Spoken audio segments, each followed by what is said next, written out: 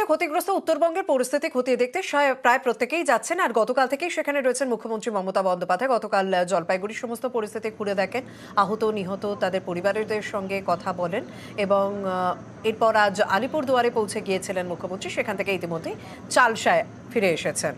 আমাদের প্রতিনিধি সোমরাজ আমাদের সঙ্গে রয়েছেন। সোমরাজ, দেখো, মুখ্যমন্ত্রী মমতা বন্দ্যোপাধ্যায় আলিপুরদুয়ারে গেছেন। মূলত আলিপুরদুয়ারের যে জায়গায় গতকাল প্রাকৃতিক বিপর্যয়ে ক্ষয়ক্ষতি হয়েছে, একাধিক বাড়ি ক্ষয়ক্ষতি হয়েছে, সেখানকার ক্ষয়ক্ষতির অংশ পরিদর্শন করার পাশাপাশি স্থানীয় বাসিন্দাদের সঙ্গে কথা বললেন এবং কথা বলে তিনি এই মুহূর্তে ফের চালসা ফিরে এলেন।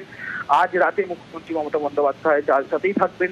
আগামীকালও বেশ কিছু কর্মসূচি রয়েছে মুখ্যমন্ত্রী মমতা বন্দ্যোপাধ্যায়। তিনি এই মুহূর্তে মূলত চালসার যে বেসরকারি হোটেল, সেই বেসরকারি হোটেলের উদ্দেশ্যে রওনা দিবেন। ধন্যবাদ।